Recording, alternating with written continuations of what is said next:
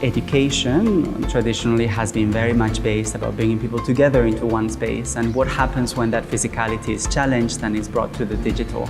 Everyone was forced into this very this small the window, and the whole the communication was very the compromise. We get to experience with new worldwide guests. It was quite challenging to communicate with our ajans, which are not physically there. I have learned a lot of new tools and programming in terms of how I can present my work out of just pinning up the papers at the board.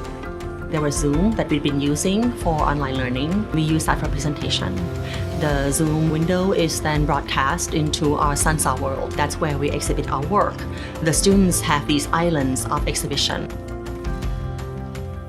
So the presentation format is always really important as a collective act, and in terms of learning as well.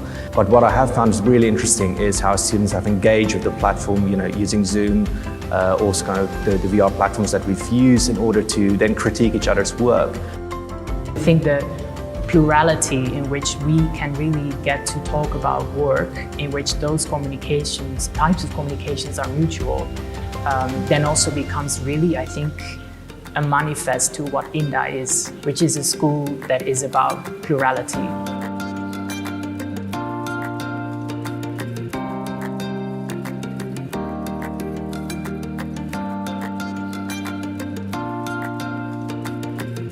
The idea of introducing a virtual environment, a virtual space where instructors and students could interact, is very important because it allowed to not rely only on distant communication, but try to explore new territories, which is something always beneficial.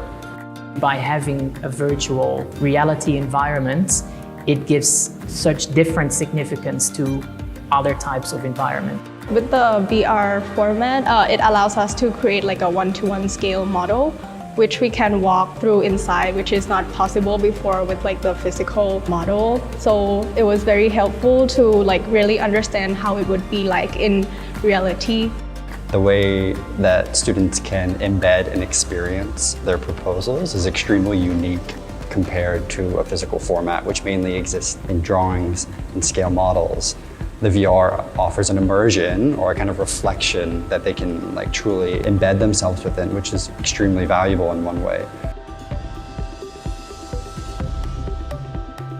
I think when it comes to Keep School Real, it's about allowing everybody access to this kind of new, let's call it almost post-digital learning environment. We're in a mid-digital era, but I think it's really important to assess how we go on from here. It's a confirmation. Affirms a lot of questions that we're already asking here at INDA. The relationship between the virtual and the real, and architecture as a mode or a medium for learning. We're well equipped to take this, to future-proof ourselves, to take a step into new media.